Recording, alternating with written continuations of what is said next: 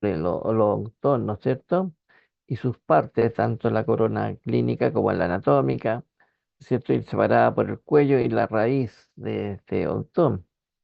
Esa es la parte entonces que se aloja en la cavidad del hueso alveolar, este que está amarillo, que está acá, amarillento. Ese es el hueso alveolar. Y esa es la parte de la raíz. Después dije que el esmalte, ¿no es cierto? Cubre la corona anatómica de la pieza dentaria. ¿Qué más dije? Que el tejido era el más duro de nuestro organismo, pero a su vez el más frágil. Y soporta la fuerza masticatoria por desgaste, sin desgaste significativo. Sin desgaste significativo, a menos que tenga bruxismo. Sus clases atenúan ¿no es cierto?, por la composición estructural de su elemento y soporte adyacente de la dentina. Después dijimos que era un epitelio, ¿no es cierto?, derivado de un epitelio calcificado, y una vez que se forman, por las células secretoras, que son los ameloblastos, es incapaz de regenerarse, entonces, ya que carece de células. ¿Qué más dijimos? Que su espesor varía entre 2 a 2,5 milímetros. Ese borde incisal, ¿no es cierto? De esta cúpula, ¿no es cierto?, de los molares o incisivos, hasta, ¿no es cierto?, a cero a nivel del cuello del diente, en esta región. Esta región. Ahí es cero. Voy a colocar mi puntero. Entonces, este borde es el más ancho, ¿ya? Estos bordes. Pero aquí llega a cero. Ahora, esta corona dentaria, ¿no es cierto?, es de color no tan blanquecina, es media brillante. Y eso se da el tono que tiene, ¿no es cierto?, el tejido que está adyacente, que es la dentina. Ok. ¿Y qué más dijimos? Muestra esa diapositiva de esos incisivos con un hermoso esmalte. Y luego hablamos sobre la composición química. Y dijimos que estaba constituido, ¿no es cierto?, la composición química por un 96% de parte inorgánica.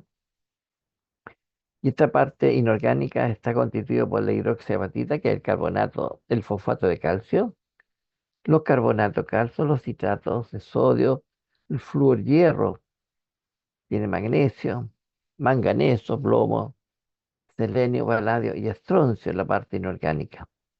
Y tiene un 2% de parte orgánica. Y esta parte orgánica está constituida por glicolípidos, o sea, lípidos unidos a hidratos de carbono o glucolípidos, proteínas como la melogenina, que vamos a hablar luego, la enamelina, la meloblastina o amelina, ¿no es cierto? Armelina, las tubtelinas, la parvoalbúmina, que dejan aproximadamente un poro de entre 0,7 a 2,5 nanómetros entre los prismas. Luego hablamos que los aminoácidos, ¿no es cierto?, de la sustancia orgánica tiene aminoácidos, esa es la sigla AA, significa aminoácido. Tiene aminoácidos como glicina, serina, ácido aspartico, ácido glutámico y leucina. Y tiene hidratos de carbono unido a proteína, tanto a lípidos como están acá, ahí, ¿no es cierto? Glucolípidos, también glicoproteína. Dentro, ¿no es cierto?, también tenemos los glicosaminoglicanos, como el ácido condroitín 4 y 6 sulfato. Voy a colocar opciones de puntero láser. Ahí está mejor. Entonces, estos son los glicosaminoglicanos, ¿no es cierto?, representados por el ácido condroitín 4 y 6 sulfato. Eso significa que el carbono 4 del ácido condroitín y el carbono 6 va en grupo sulfato. Entonces, son compuestos, ¿no es cierto?, sulfatados, que tienen azufre. Y luego hablamos de la estructura, ¿no es cierto? Perdón, antes que eso, el 2% me faltaba, 96, 98, y el 2%, ¿no es cierto?, corresponde al agua. Muy importante el agua. Y dentro de la estructura, ¿no es cierto?, del esmalte están los prismas del esmalte que vamos a hablar hoy día. ¿Ok? Entonces eso lo hablamos la semana pasada. Y quedamos en esta, la parte orgánica del esmalte. ¿Y cuánto vemos? 16, 15. Bueno, ¿está Fernanda por ahí? Artiga. ¿Puedo empezar entonces? Ya está. Ok. Entonces, eso es lo que yo hice un repaso anteriormente, hasta ahí hablamos. De tal manera que la parte orgánica, ¿no es cierto?, de este diente, esta ontona, ese es el esmalte, esa es la dentina, esa es la pulpa dentaria, ¿no es cierto? Y es el canal radicular, donde hay un orificio que es el foramen apical. Entonces, el esmalte maduro posee gran cantidad de aminoácidos, como la glicina, la serina, ácido aspartico, ácido glutámico y leucina. En el esmalte maduro es rico en aminoácidos de prolina. El porcentaje de proteína de un esmalte inmaduro disminuye de un 20% a menos de un 1% en un esmalte maduro. Hay una alta disminución. Ahora, las proteínas que yo mencionaba, ¿no es cierto? Entre ellas están la amelogenina, que es una molécula hidrofóbica, vale decir, no se une al agua. Es fosforilada, tiene grupo fosfato, ácido, perdón, ácido fosfórico. Y glicosilada, que significa que son eh, unidas, esas proteínas están unidas a hidratos de carbono. Y es rica en aminoácidos, entonces, como la prolina, la, el ácido glutámico, la histidina y la leucina. Se encuentran en un 90% al comenzar la amelogénesis, o sea, la formación del esmalte, y disminuye después en el esmalte maduro. Ahora, otra proteína, las enamelinas, es una molécula hidrofóbica, hidrofílica, perdón, no hidrofóbica, hidrofílica. O sea, tiene afinidad y se une a moléculas de agua. Y también se une a hidratos de carbono. Bueno, por eso es una proteína glicosilada. Y es rica en aminoácidos como la serina, el ácido aspartico y glicina. Y se une en la periferia de los cristales de calcio, ya sean fosfato de calcio, ¿no es cierto?, o carbonato de calcio. Otra proteína es la ameloblastina y se ubica entonces en la periferia del esmalte. Otra proteína son las tubtelinas, que se localiza en la zona de unión al amelodentinario, ¿no es cierto? O sea, donde se une la dentina con, eh, con el esmalte y al inicio de la formación de este esmalte. Ahí la encontramos. Y las parvoalbúminas ubicada en el polo distal de los procesos de Tomes del ameloblasto secretor. Los procesos de Tomes son las prolongaciones de esa célula que es el ameloblasto secretor, asociada al transporte de calcio al medio del medio intracelular al medio extracelular. Ahora, el porcentaje de glicosamino glicano es bajo, muy bajo. Pero dentro están de estos glicosaminoglicanos, ¿no es cierto? Por eso le puse el GAG. Se han encontrado el ácido condroitín 4 y 6 sulfato, localizado en la región de la vaina del prisma, lo que rodea el plasma y el espacio que queda entre los cristales. Quedamos luego a la vaina del prisma. Ahora, el agua es muy importante, pero es bajo. Es importante, ¿no?, en la fragilidad del diente. A menor porcentaje acuoso, mayor es la fragilidad.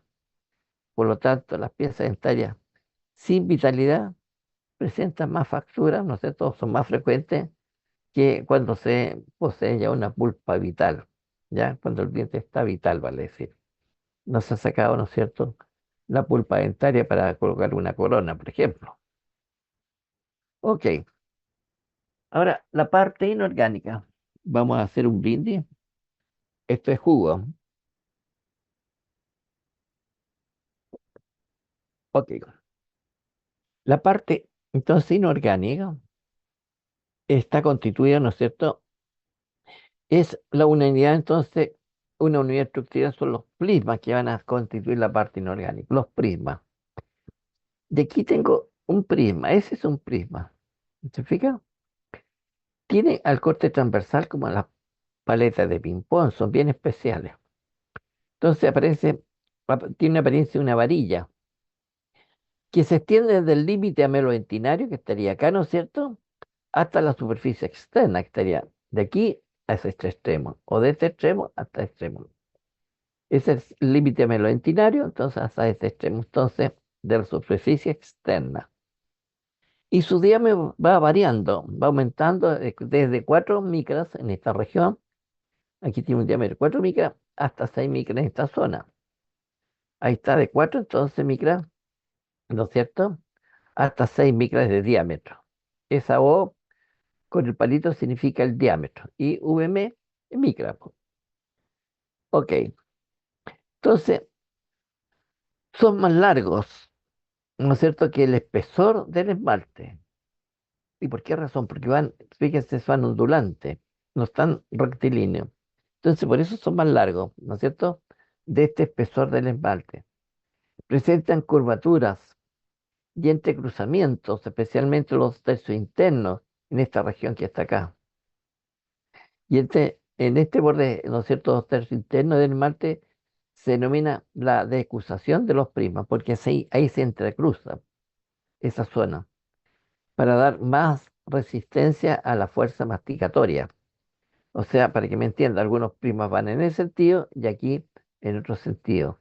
¿Ya?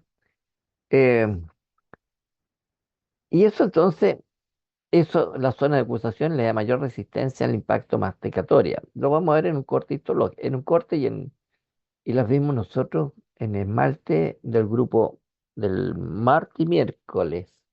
El jueves no alcanzamos a ver porque tenían que estudiar ustedes para una prueba. Entonces, las primas tienen la forma de una paleta de ping-pong. Fíjense, ahí está, ¿cierto? Y aquí también. Tiene una cabeza, eso que está aquí, y una cola, eso que está ahí. Ese entonces tiene la forma de una paleta de ping-pong, ¿no es cierto? En la parte ancha tiene 6 micras de diámetro y en la parte más delgada 4 micros de diámetro. Entonces tiene una cabeza, pues una cabeza y una cola. La cabeza es esta, el prisma, y esta es la cola del prisma. Ahora, aquí está la zona, en un esquema, la zona de acusación de los prismas.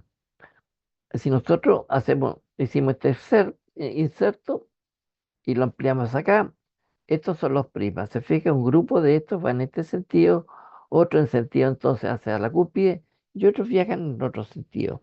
Y este entrecruzamiento de los prismas le da mayor resistencia, ¿no es cierto?, al impacto masticatorio. Esa es la zona de acusación de los prismas, 2 tercios internos del esmalte. Eh, Ahora, la orientación de los esmaltes y la forma de los prismas, aquí están. Perdón, dije la orientación de los esmaltes, la orientación de los cristales.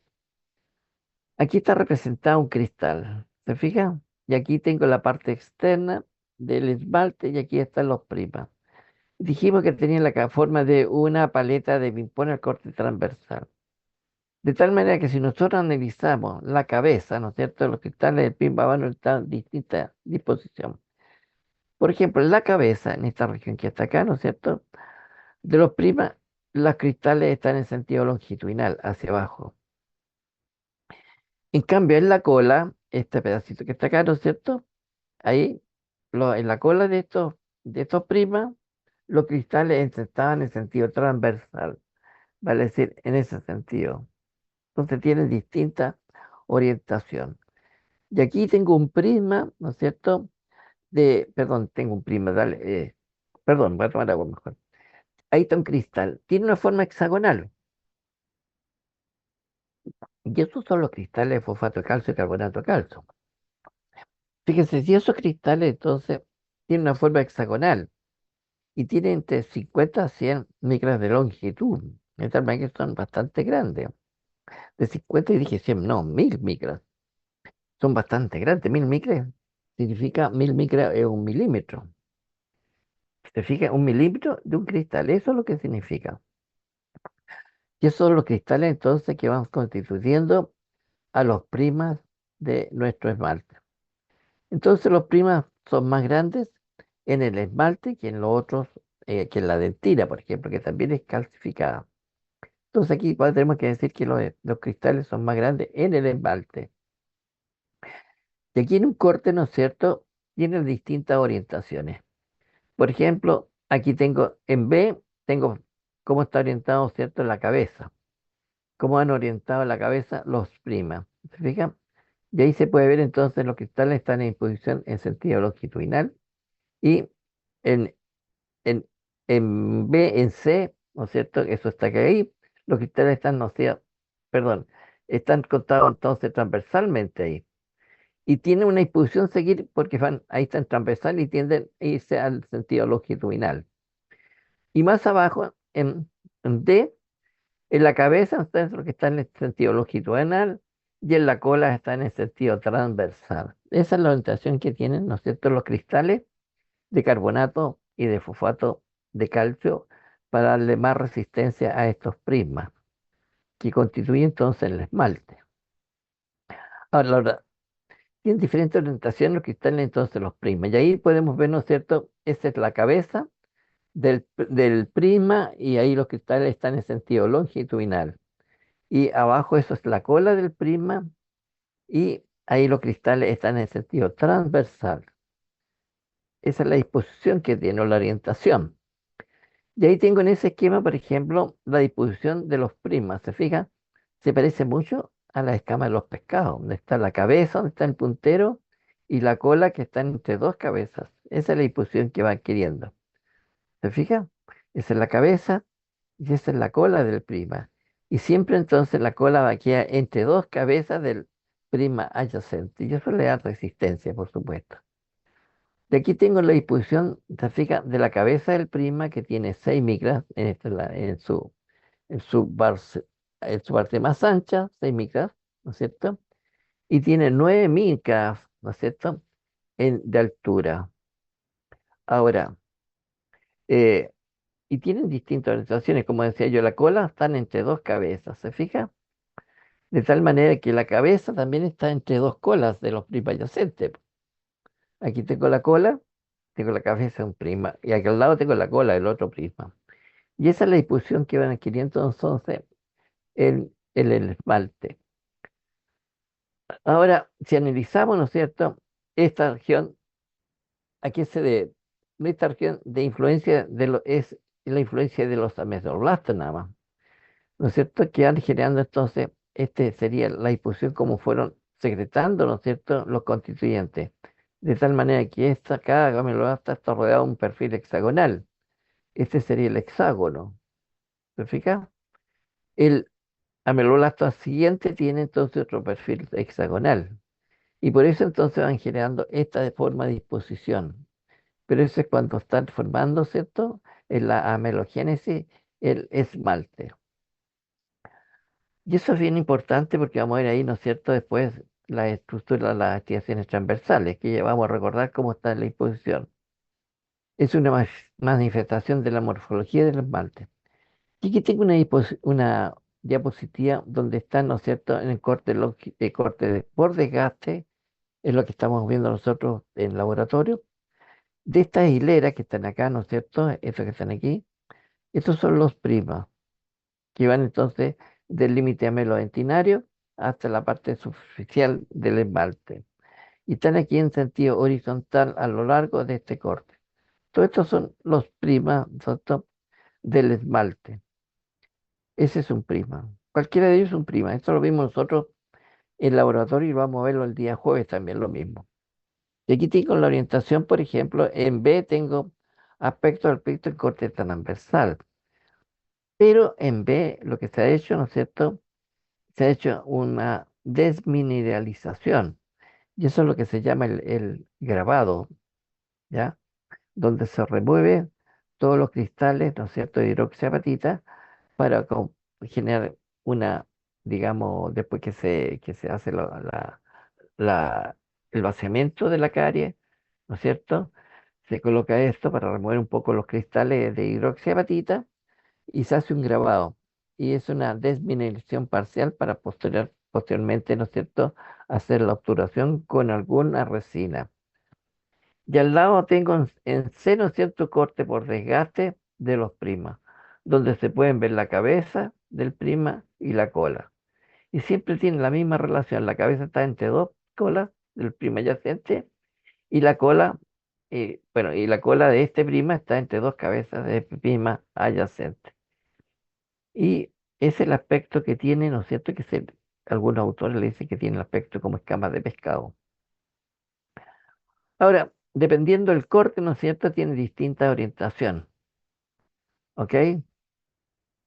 Eh, por ejemplo, en corte 90 grados se ve muy bien la cabeza y la cola. Y a medida que vas colocándose el prisma en sentido horizontal, ¿no es cierto? Va variando, ¿no es cierto?, la forma hasta llegar como un rectángulo que se está cortando totalmente a lo largo. Entonces esto se ve exclusivamente cómo se hace el desgaste de este esmalte, ¿no es cierto? Cómo se corta el esmalte para poder entonces ver a los cristales que están dispuestos aquí, ¿no es cierto? Así totalmente en sentido 90 grados. Aquí están dispuestos en sentido longitudinal y aquí en la cola en sentido transversal. ¿Ok? Y la forma del prisma va variando, entonces, de acuerdo al ángulo que va, ¿no es cierto? En el corte va variando, depende de cómo se haya hecho el corte, hasta llegar a esta estructura, ¿no es cierto? Que nos refleja cómo es el prisma. Pero en 90 grados sí me refleja que tiene una cabeza y una cola. Ahora, lo que rodea un prisma se denomina la vaina. Para que recordemos, esta es la cabeza del prisma y esta es la cola del prisma. Pero lo que rodea esa zona blanquecina es la vaina del prisma. Y esta vaina del prisma, ¿no es cierto? Es una zona angosta que tiene entre 50 y 100 nanómetros de diámetro o de hechura y está constituida, ¿no es cierto? En su parte orgánica posee mayor contenido de proteína y se ubica en cristales en forma desorganizada. Es una zona entonces de menor contenido de minerales del esmalte en la vaina de los prismas. Ahora, la orientación, esto es muy bonito esto porque fíjese cómo va orientándose los prismas del esmalte hasta ver los extremos de las cúspides, porque la orientación va variando. ¿Se fija? Aquí, por ejemplo, todos los prismas están en sentido, ¿no es cierto?, hacia arriba, para decir perpendicular, eh, per- perpendicular a toda esta orientación que tienen los prismas. Y fíjense, en este diagrama pequeño muestra cómo las varillas de los prismas, por cierto, del espalte, se disponen circularmente, ¿no es cierto?, a lo largo del eje del diente y van variando. ¿Y cómo van variando? Ahí se muestra, ¿no es cierto? Cada hilera de esta, ¿no es cierto?, se inclina ligeramente a medida que la hilera próxima va hacia el extremo cuspidio, hacia arriba. Porque aquí tiene que llegar en sentido, ¿no es cierto?, digamos, perpendicular hacia arriba, para que resista la fuerza de masticación. ¿Y cómo va variando?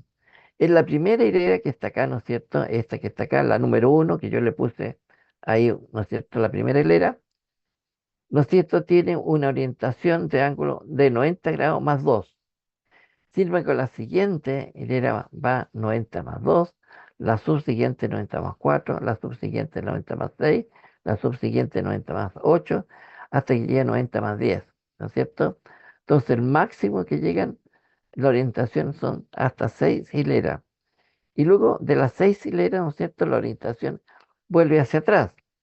De las 6 entonces sería la 7, tiene 90 menos 2, serían 90 menos 8, la siguiente 90 menos 6, 90, ¿no es cierto?, menos 4, 90 menos 2, hasta que llegue entonces 90 grados nuevamente. Y así se orienta entonces la orientación a medida que se van acercando al extremo cuspidio o de la cúspide. ¿Ok? Pero también tiene orientaciones, rotaciones en sentidos laterales y verticales. Fíjese, aquí se muestra, ¿no es cierto?, lo mismo el esmalte como va rodando, pero aquí están los prismas, ¿ya? Aquí está representando, ¿no es cierto?, 90 grados, pero aquí sufren rotaciones. Aquí está el prisma número uno hasta el número 6. De tal manera que la orientación va variando. De tal manera que si se dobla, estos prismas van doblándose de izquierda, ¿no es cierto?, de izquierda a derecha, en su plano transversal de izquierda a derecha, ¿ya? Y de arriba hacia abajo, ¿no es cierto?, en el plano vertical. Esa es la orientación que tienen, ¿no es cierto?, los prismas en el esmalte. Entonces van los primeros de izquierda a derecha, ¿no es cierto?, en el plano transversal y de, de arriba hacia abajo en el plano vertical. Ok, eso en cuanto entonces a la constitución, la parte inorgánica y la orientación de los primas del esmalte. Pero cuando se hace un análisis del esmalte se ve que tiene morfologías. Y una, ¿no es cierto?, morfología en el espesor, de todo su espesor, aparecen las estrías de Rexo y las estriaciones transversales, que nosotros vimos en el práctico del martes y del miércoles. Pero la parte en la zona externa tiene, ¿no es cierto?, las líneas de imbricaciones, los periquimatías, las laminillas del esmalte y el esmalte aprismático. En los dos tercios internos está la banda de anterrogue, que son las zonas de acusación de los prismas. En la zona interna, entonces, ahora tenemos los penachos del esmalte y los usos amantilados que también vimos en el práctico. Pero el miércoles no pudimos, por razones que tenían compromiso de estudio. Pero definamos cada una de estas estructuras morfológicas que aparecen en el corte por desgaste del esmalte. ¿Qué son las estrías de Rexo? Ya está la definición. La flecha muestra esas estrías que están ahí, ¿no es cierto? Es una estría de Rexo. Entonces son estrías o líneas incrementales del esmalte que se encuentran aproximadamente cada 25 micras entre una estría y la siguiente estría. Por lo tanto, tiene un crecimiento de 5 a 6 días. Ahora, estas estrías de Rexo reflejan variaciones de grado de mineralización que se producen durante la posición sucesiva de las capas del esmalte durante la melogénesis. Por lo tanto, las primas quedan cruzadas por estas líneas, entrecruzadas o cruzadas. Y fíjense, tengo una línea denominada línea neomatal, que son estrías más marcadas y son bandas hipomineralizadas, vale decir, el grado de mineralización ha disminuido. Y aquí tengo las líneas neonatales y las líneas y la estría de Rexio. La N me indica, ¿no es cierto?, es la línea más marcada, la línea neonatal, y esas líneas que están finitas y que apenas se identifican, o estas que están acá, son las estrías de Rexio. Siempre las líneas más marcadas son las líneas neonatales, y es una línea estría de Rexio.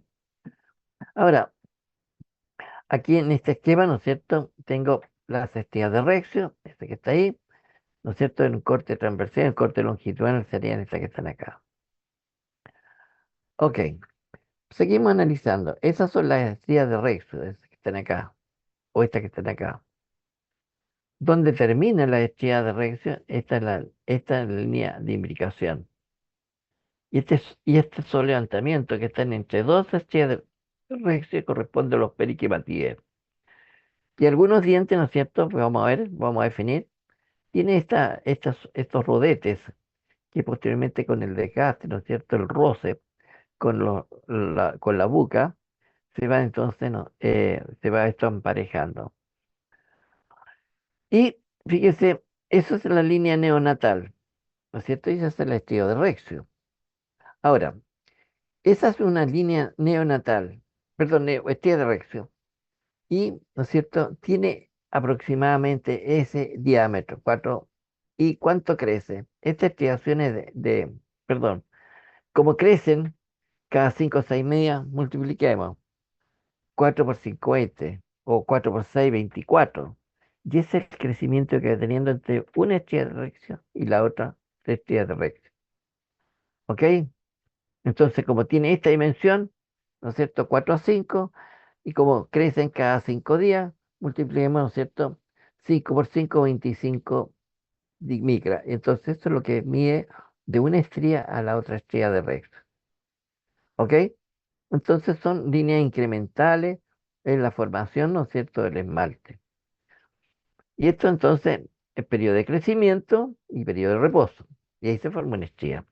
Y estas zonas son hipomineralizadas, o sea, menor concentración de carbonato de calcio y fosfato de calcio. Pero durante la formación aparecen las estriaciones transversales.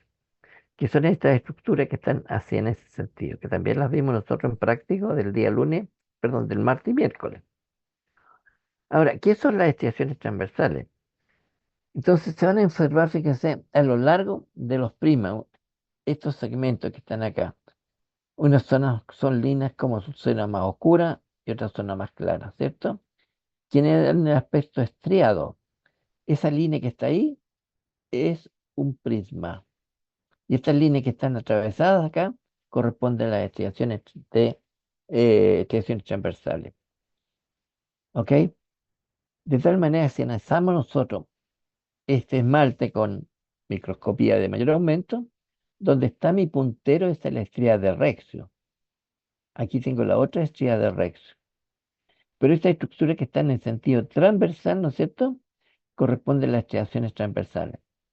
Entonces se presentan intervalos regulares de más o menos de 4 micras entre esta zona clara y la zona oscura. 4 micras. ¿No es cierto? Con una versión de más o menos 1, una definición estándar. Y son entonces las variaciones diarias de crecimiento del Marte, que crece cada 4 días, 4 micras diario. ¿Ya? 4 micras entonces. ¿Fija? Y eso me da dando entonces esta dimensión, ¿no es cierto? 4 por 5, 20. Bueno, aproximadamente eso es lo que tiene una estría de Rexio, 20 a 25 micras de una distancia. Pero esta estría entonces son el crecimiento diario que va sufriendo, ¿no es cierto? Va sufriendo, no, que está haciendo el ameloblasto secretor. Y eso forma entonces estas estrías bien marcadas.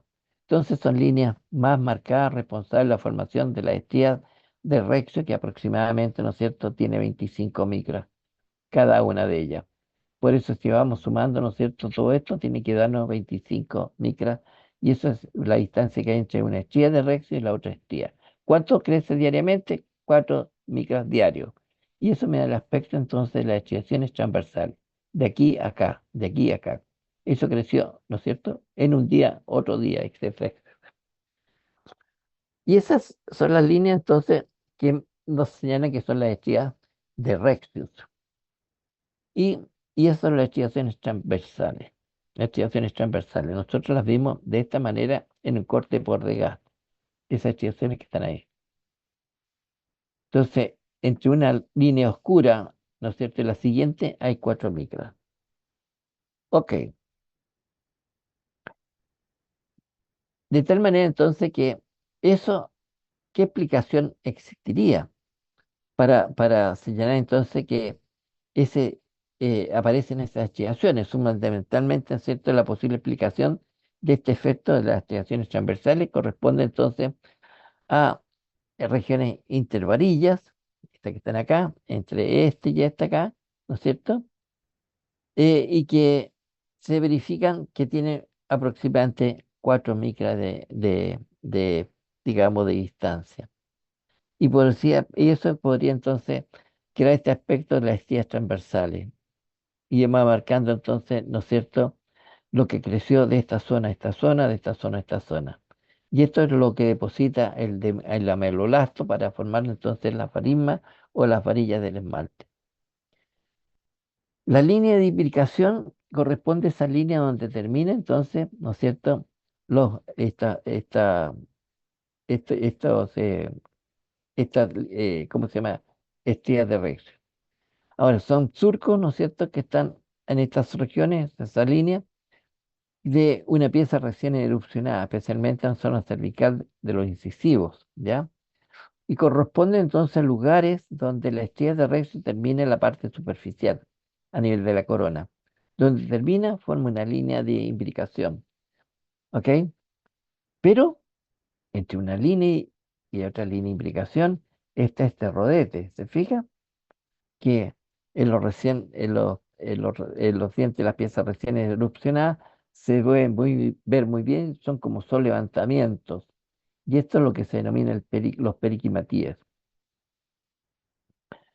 Ahora, la línea de imbricación, por supuesto, ¿no es cierto?, es la zona donde termina la estría de Rexio. Esta termina el Rexio, termina ahí. Esa es la línea de imbricación. Entonces, cuando termina una línea, o sea, una estría de Rexio, la siguiente forma, acá está mejor, ¿no es cierto? Forma esta línea de imbricación. Son entonces las manifestaciones de la estría recto, la parte superficial, donde termina, ¿no es cierto? De tal manera que estos sol levantamientos que está acá corresponden en la superficie a esos rodetes que se denominan los periquimatíes que vamos a ver a continuación. Esa sería la línea de imbricación y esos serían entonces los periquimatíes, que son los rodetes superficiales, que posteriormente, ¿no es cierto?, se desaparecen por el desgaste y el roce que tiene, ¿no es cierto?, la pieza dentaria con la parte de la boca o mejilla. Y aquí está la definición de los periquimatíes. Esos son los rodetes. Entonces, son zonas convexas a modo de rodete que se entiende entonces en forma transversal al eje mayor y corresponden a la manifestación de la superficie amantinaria, o sea, del esmalte, ¿no es cierto?, el espacio entre dos estrías de Rexo. Ahora, posteriormente, ¿no es cierto?, la línea de imbricación y los periquimatíes se desgastan por el proceso de masticación. De aquí, ¿no es cierto?, en una vista superficial, esos son los periquimatíes, esos que están aquí, ¿no es cierto?, que aparecen los dientes recién erupcionados de ciertas personas. Pero estos fundamentalmente después desaparecen con el desgaste del roce, ¿no es cierto?, con la mejilla, en la cara interna. Y aquí tengo, ¿no es cierto?, cómo son las manifestaciones de estos periquimatíes. Estos serían los solevantamientos, ¿cierto?, que van generando entonces esta curvatura. ¿Se fija? Estos son levantamientos, una hendidura, y estos son los periquimatíes. Ahora, hay una otra manifestación del esmalte que se denomina las laminillas del esmalte, y son estas grietas que están acá, ¿ya? ¿Cuántos tipos? Existen dos tipos, ¿ya? Las laminillas primarias y secundarias, pero eso lo aparece luego. Definamos, ¿qué son las laminillas del esmalte? Son grietas rectas, angostas, que se entiende desde la superficie del mente hacia la unión amelodentinaria, este que está acá. Y a veces alcanzan también hasta la dentina. ¿Cuántos tipos? Existen dos tipos. Las laminillas primarias son aquellas que se encuentran en la pieza no erupcionada, localizadas solamente en el esmalte, constituido por prima hipomineralizado y matriz orgánica. En cambio, las secundarias son aquellas que se producen después de la erupción dental, causadas generalmente por traumatismo. Estas grietas pueden extenderse hasta la dentina, ¿ya? Y están llenas de materia orgánica. Todos estos surcos susceptibles a las caries, por supuesto. Y eso es lo que vimos nosotros en paso práctico. Si esta laminilla se encontraba solamente, ¿no es cierto?, en el esmalte, era una laminilla A. Si esta laminilla del esmalte llega hasta el límite melodentinario, era tipo B. Y si se extiende hacia la dentina, es tipo C. Y aquí están los tipos entonces de laminillas, ¿no es cierto?, secundarias. Ahí está, ¿no es cierto?, el tipo A, ese que está ahí. Se fija, esa laminilla solamente se encuentra en el esmalte. Sin embargo, la laminilla tipo B llega hasta el límite melodentinario. Y las tipos C son aquellas que llegan entonces, se proyectan hacia la dentina. Ahí tengo los tres tipos de laminilla secundaria. Ahora, si nosotros seguimos analizando, ¿no es cierto? Esas son las laminillas del esmalte. Esta sería tipo A y esta también sería la laminilla de esmalte tipo A, porque llega hasta ahí nada más. Y aquí, ¿no es cierto? Estas son las estrías de Rexo, las líneas menos marcadas, y las líneas más marcadas son las líneas de neonatales y las líneas de imbricación donde termina la estrías de Rexo, ¿ya? Y estas estructuras que están hacia lo largo, eso que está ahí mejor, esas serían los primas del esmalte. Y aquí le llaman, ¿no es cierto?, la UAD, la unión amelo-dentinaria.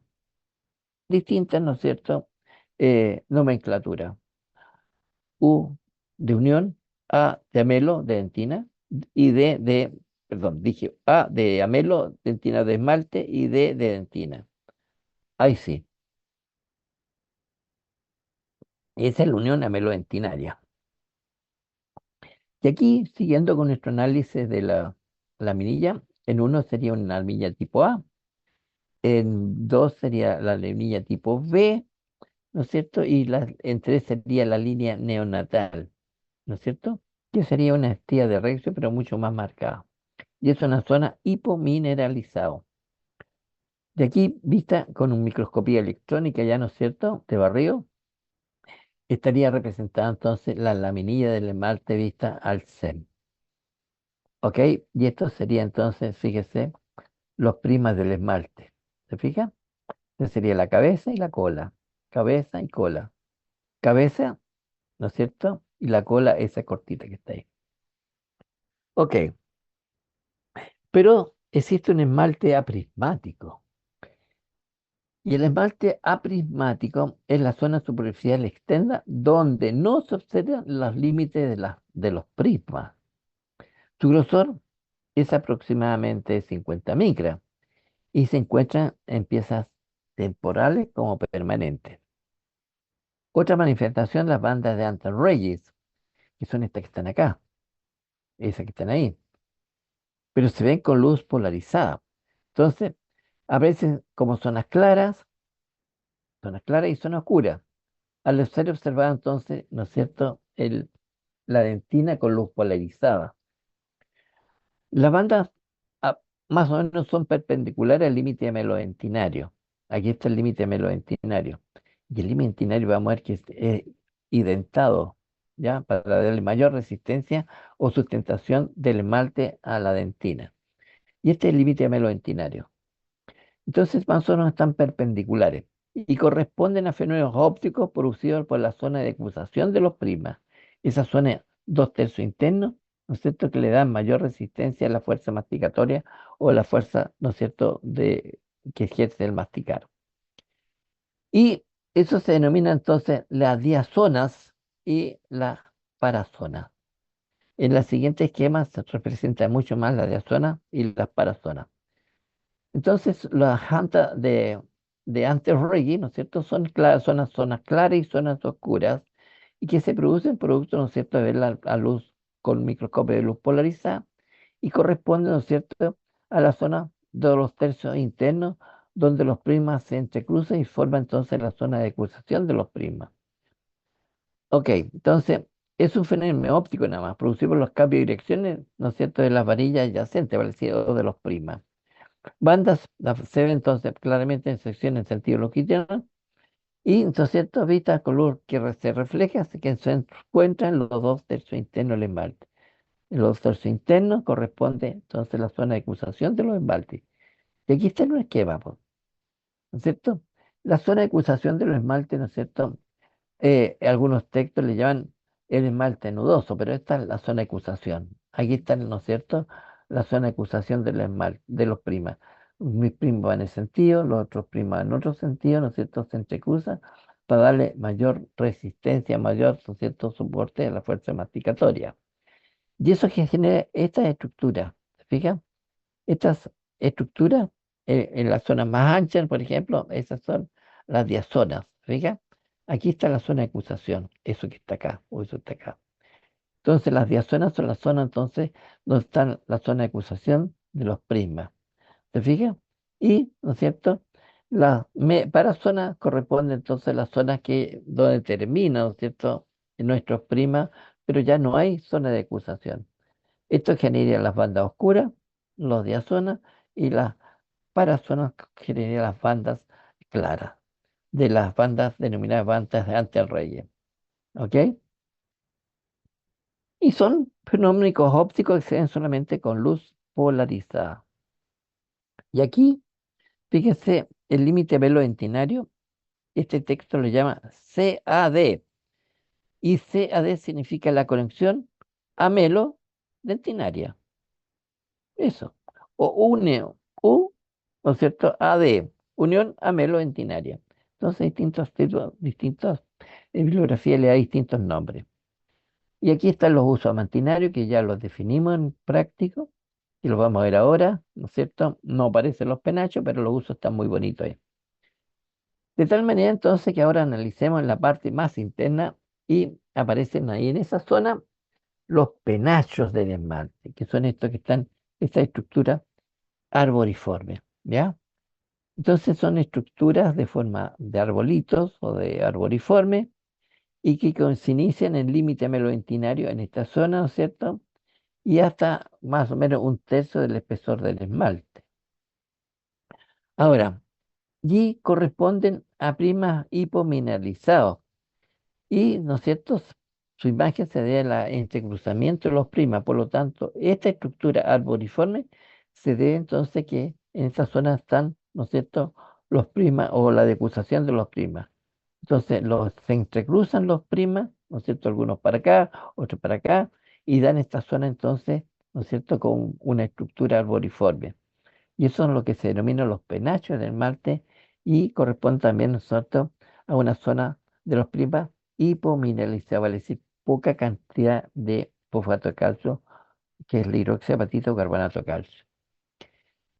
Y aquí viendo los mismos, ¿no es cierto?, aspectos, ahí están los penachos del Marte. Se fijan, se inicia en el límite ameloidentinario, esta es la dentina, aquí está el límite, y aquí entonces está esta relación que se encuentra en la parte interna, que tiene un aspecto variforme, hipomineralizada, y corresponde a la zona de acusación de los primas, dándole ese aspecto arboriforme a los penachos.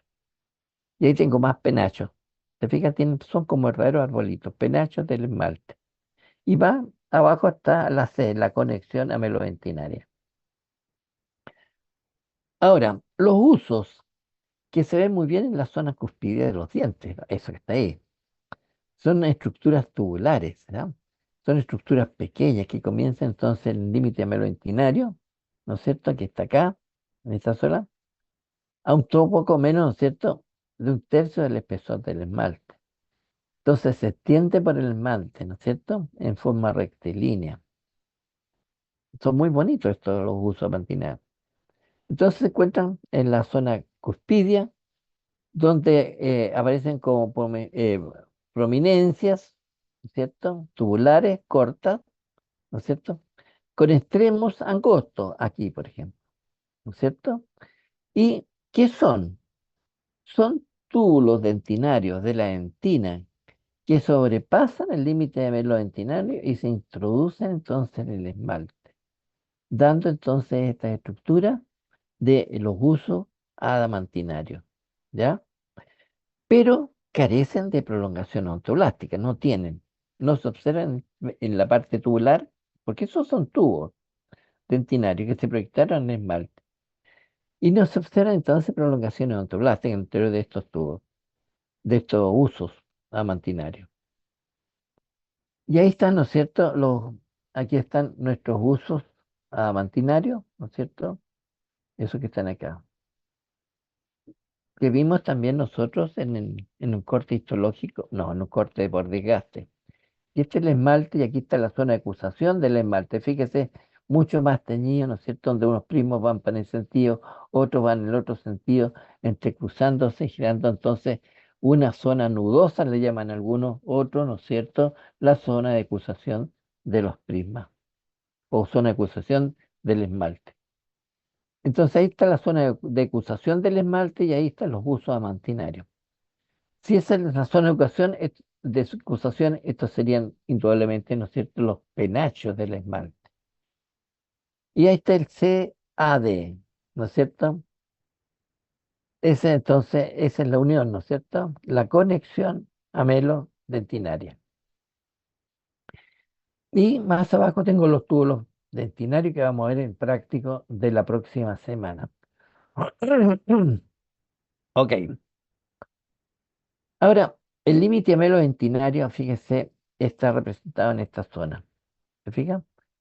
El límite amelo-dentinario no es un límite, no es cierto, que sea rectilíneo, todo lo contrario, es identado.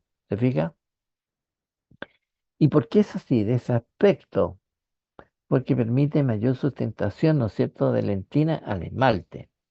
Porque son órganos esto lo producen los ameloblastos y esto lo producen los odontoblastos.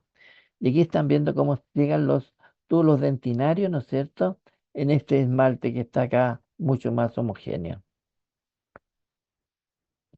Ahora, dentro del proceso de desmineralización, aparecen los patrones de grabado del esmalte. Y fíjense en el patrón de grabado tipo uno, ¿no es cierto? Pero antes veamos cómo está. Este es el prisma, esta es la cabeza del prisma y esta es la cola. La cabeza y la cola. La cabeza, ¿no es cierto? Cabeza y cola. Entonces, y esto se realiza con ácido fosfórico, pero por unos segundos, porque si no se desorganiza todo. Entonces, antes de hacer una obturación, antes de limpiar, ¿no es cierto? Con la fresa, ¿no es cierto? La parte de la carie, ¿no es cierto? La parte destruida del esmalte, se produce un grabado con ácido fosfórico. Y este es el tipo que sea el patrón tipo uno, el patrón de grado tipo uno, donde se, ¿no es cierto?, se ha erosionado preferentemente el corazón del prisma, vale decir la cabeza y parte de la cola también. Todo esto se desmineraliza mediante la acción entonces, ¿no es cierto?, del ácido fosfórico. Y ese patrón de desmineralización o de la erosión que genera o el desorden que genera, ¿no es cierto?, al sacar los carbonatos de calcio y el fosfato de calcio, tiene una profundidad de más o menos 10 micras. Y eso se utiliza entonces concentraciones aproximadamente entre 30 y 40% de ácido fosfórico por 60 segundos. Muy poco. Y así se desorganiza entonces todo lo que la parte mineralizada y se puede colocar entonces digamos, una obturación con resina. Hoy día se utilizan resina. Antiguamente se usaban metales, ¿no es cierto?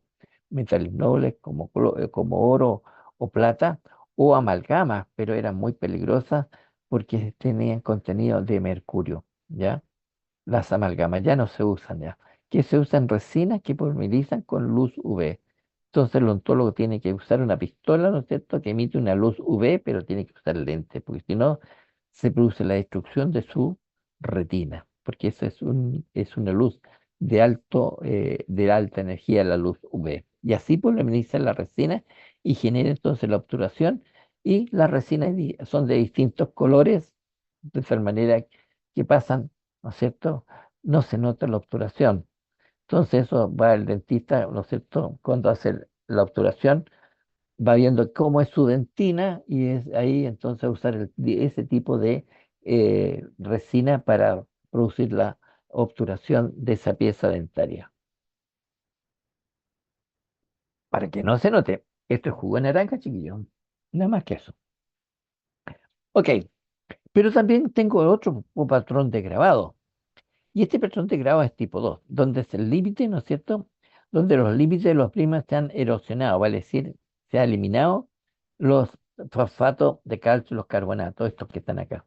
Esta es la cabeza del prisma y esta es la cola del prisma, cabeza y cola. Pero los lados laterales, donde está la vaina, se ha desmineralizado. ¿Se fija? Y ese es un grabado tipo 2. Y el tipo 3, el C que está acá, ¿no es cierto? Es cuando se produce una erosión indiscriminada, ¿ya? Ahí ya no existe, ¿no es cierto? Podemos tener aquí tipo uno, ¿cierto? Eh, pero está todo desorganizado en esta erosión que se produjo usando el ácido fosfórico para hacer la obturación. Y aquí tengo dos mezclas, ¿se fija? Grado tipo uno y tipo 2, po, ¿no es cierto? Donde en tipo uno está aquí, se ha sacado toda la parte central de la cabeza y la cola. En cambio, ¿no es cierto? El grado 2 se desmineralizan los lados laterales del prisma. Y esos son los tipos de grabado que se usan en el esmalte para usar la obturación, ¿no es cierto? Y generar reparación de esa carie que se estaba en la pieza dentaria. Y ahí está el resumen, po. Ahí está el patrón tipo uno, se fija, se saca toda la parte central de la cabeza y de la cola. Ahí, perdón. Y en esta zona también, ¿no es cierto?, se saca la cabeza y la cola, ¿se fija? Estos tienen 10 micras de profundidad. Entonces, con menor aumento y con mayor aumento. Y esos son patrones de grado tipo uno. Al igual que acá, porque se sacó toda la parte, ¿no es cierto?, central de la cabeza y la cola. Ese es el grabado tipo uno, visto con microscopía electrónica, por supuesto. Ahora, pero cuando uno observa una lesión de un esmalte por las caries dentales, así se observa. ¿Se fija? ¿Viste? Entonces con microscopía. donde esta carie, esta lesión del esmalte, ¿no es cierto?, que se denomina la carie dental, tiene zonas, por ejemplo, están localizados, por supuesto, en la superficie, ¿no es cierto?, esta lesión, y así se muestra por una microradiografía. Pero tiene zonas, po, ¿no es cierto? La misma carie ahora vista con luz polarizada, se observa, ¿no es cierto?, una zona superficial, ese que está acá. Luego viene el cuerpo, todo esto que está acá, ¿no es cierto?, lo que se ha destruido del esmalte, lo que se ha eliminado. Y luego viene una banda oscura, esa que está ahí, una zona oscura. Y por la parte externa, una zona translúcida. Eso. Así se observa una carie entonces con luz polarizada. Ok, pero fíjese, durante el proceso de formación del esmalte existen variaciones de tamaño de los cristales. ¿Se fija? Entonces, el tamaño, ¿no es cierto?, en un diente no erupcionado es totalmente diferente. Todos los cristales no son iguales. ¿Se fija? Hacia la superficie son mucho más pequeños, hacia el cambio la melodentinales son mucho más grandes. Los cristales, entonces, ¿no es cierto?, es de hidroxiapatita o carbonato de calcio. Entonces existe una variación de tamaño en un diente que se está formando, no erupcionado, ¿ok? En los dientes temporales, pero no erupcionado. Y aquí se encuentra la relación entonces entre los límites amelodentinarios. La relación entre el límite del esmalte y el cemento es variable. Fíjese, el 60% de las piezas dentinarias del esmalte se encuentra cubierto por el cemento coronal afibrilar, ¿ya? Pero el 30% de los casos el esmalte y el cemento se encuentran la mitad y mitad. ¿No es cierto? Está la mitad cubierta y la otra mitad está descubierta. Esos son los límites que se van generando entonces, ¿no es cierto?, con las personas. Y el 10% cuando el esmalte y el cemento se encuentran separados, dejando una zona expuesta a la dentina. Y esas son, ¿no es cierto?, las zonas de las personas de edad avanzada, ¿ya? Cuando se empieza a retirar, ¿no es cierto?, todo lo que es la encía gingival. Deja entonces, ¿no es cierto?, una dentina descubierta.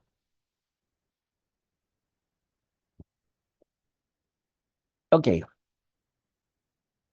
pero nunca el esmalte se encuentra cubriendo al cemento. Nunca. No es así. Ahora, las alteraciones del esmalte durante su formación, tenemos una alteración denominada la hipoplasia, eso que está ahí, ¿no es cierto?, donde la malnutrición, ¿ya?, una infección, o por fiebre, o por alguna enfermedad, genera entonces la formación de un esmalte totalmente diferente, ¿no es cierto? Y generando entonces periodos de crecimiento y periodos, ¿no es cierto?, de reposo, generando este tipo de esmalte. Y eso es lo que se denomina la hipoplasia. Otra alteración del esmalte durante su formación, bueno, ahí estamos, es hasta, eso ocurrió por una enfermedad febril, ¿se fija? Todo eso que está acá, eso que está ahí. Hay ciertos dientes que le afectan, otros no, ¿ok? Es una enfermedad febril, la zona del esmalte defectuoso y normal. Algunas piezas están normales, esta está normal, ¿se fija? Esta está normal, pero aquí tiene defecto en la formación del esmalte, ¿ok? Y esas son entonces alteraciones, ¿no es cierto?, durante su formación. Otra patología que se puede observar durante la amelogénesis imperfecta, vale decir, ¿no es cierto?, Eh, en la formación del esmalte, por eso se llama amelogénesis imperfecta y llega ahora al cromosoma X. Es una enfermedad genética entonces, y resultado se va a eso. ¿Fija? Esa es entonces una amelogénesis imperfecta, donde en esta microfotografía ¿no es cierto?, se aprecia que los dientes de un individuo afectados por la amelogénesis imperfecta ligada a este cromosoma X, que resulta de una mutación de ese gen, ¿no es cierto?, en la AMEL X, ¿no es cierto? Y tiene una grave entonces hipomineralización y con un color alterado del esmalte. Y en B, ¿no es cierto? La radiografía, esto que está acá, intraocular, ¿no es cierto? Muestra la ausencia o presencia de la capa del esmalte muy fina en la erupciones dentarias, erupciones dentales. Entonces, la capa del esmalte en dientes no erupcionado, ¿ya? ¿No es cierto? Muestra una opacidad reducida, lo que dificulta la distinción donde está la dentina, en esto que están acá. ¿Se fija? Esta zona del esmalte, esta es la dentina y esta es la pulpa dentaria. Pero este diente no ha erupcionado todavía. ¿Se fija? Y estas son las alteraciones de la amelogénesis imperfecta, ¿no es cierto? Ligada al cromosoma X mediante una radiografía. Y eso van a tener que encontrarse con algún paciente de ese tipo. Pero otras alteraciones son los mamelones o protuberancia del borde incisal. Estos dientes de sierrita que se le denomina, ¿se fija? Son entonces lóbulos de crecimiento, este es el lóbulo de crecimiento. Son puntos en donde se inicia la calcificación de la corona, ¿no es cierto? En el esmalte, dentro del saco dentinario. Y dan banda entonces estos dientes de sierritas, que pues, tanto fíjese, los dientes de esta arcada dentaria, ¿no es cierto? Incisivo superiores, ¿no es cierto? Y los incisivos inferiores, miren, tienen los dientes como sierritas. Normalmente esto después, posteriormente, ¿no es cierto? Con este proceso de masticación se va normalizando. ¿Ok? Otra patología son las zonas hipocalcificadas. ¿Y cómo se observan? Las zonas hipocalcificadas son estas zonas blanquecinas que están ahí. Esas son. Entonces, suelen tener un aspecto lechoso, intenso en algunas ocasiones. Tienen coloraciones parduzcas o ámbar. Pero son todos esos dientes que la gente vulgarmente le dicen que tiene un regalito. No, son zonas ¿no es cierto? Hipocalcificadas, con menor grado de depósito de fosfato de calcio o hidroxiapatita, ¿no es cierto? Como quiere llamarlo, carbonato de calcio y todas las sales. Y aquí tengo otra zona, po, zona hipocalcificada, esta que está acá, ¿se fija? Eso que está ahí. Entonces es una zona hipocalcificada de un diente. Ahora, existen cambios de color en los dientes, obviamente, ¿no es cierto? El color amarillento, ¿ok? Entonces, las causas de tinciones externas puede ser por consumo de mucha nicotina, el cigarro, ¿no es cierto? El café o verduras de color oscuro, de las betarragas, o bacterias cromógenas, ¿ya? El exceso de clorexidrina también. Por eso la clorexidrina por 16 segundos que utilizante para matar entonces la flora bacteriana. Puede generar, ¿no es cierto?, en usos muy prolongados este efecto, ¿no es cierto? Ahora, el exceso de flúor también, la fluoración, ¿no es cierto? Entonces, durante el periodo de formación del diente, ¿no es cierto?, puede generar estos problemas. Y vamos a la fluorosis, po, que es muy similar. Y la fluorosis, ¿no es cierto?, eso genera esa pigmentación, el exceso de flúor, ¿no es cierto? Y el paciente entonces, ¿no es cierto?, con un morado de fluorosis, ¿no es cierto?, en estos dientes, ¿no es cierto? Pero cuando existe exceso de flúor, ¿no es cierto?, genera esta fluorosis. Y tiene mala estética, por supuesto. Pero la fluorosis, o sea, la adición de flúor se adiciona en los niños, en el agua, en las ciertas regiones o ciertas municipalidades de nuestras regiones, donde a los niños, ¿no es cierto?, les dan pastillas de flúor o el agua son fluoradas. ¿Y por qué razón? Porque el flúor, ¿no es cierto?, se une a la hidroxiapatita, el grupo base y forma la fluorapatita, ¿ya? Que es la formación de fosfato de calcio, ¿ya? Y forma entonces la fluorapatita.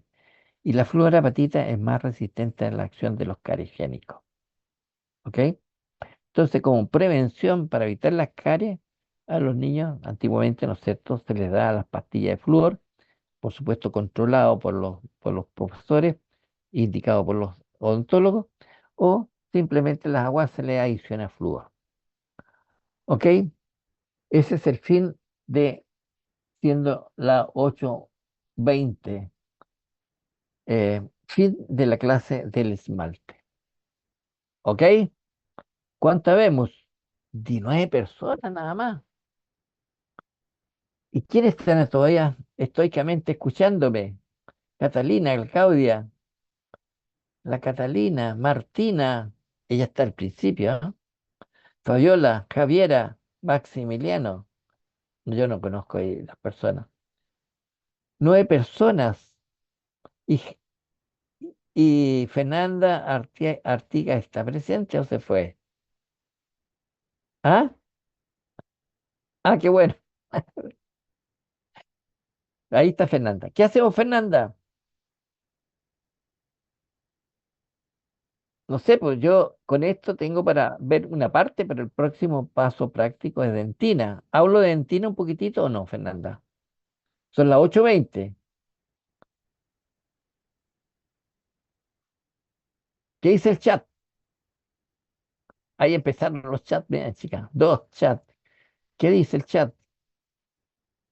¿Y cómo se abre el chat? Ahí, pues. No me muestra el chat, sí. Tengo dos chats. Mostrar feedback. No me muestra, ¿qué pasa? Aquí están. Sigue nomás, profe.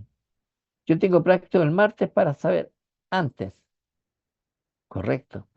Un poquitito de complejo. Sigamos nomás, profe. Un chat, me dice Maximiliano. Camila me dice, yo tengo práctico el martes para saber antes. Catalina, sí, que quieren que siga.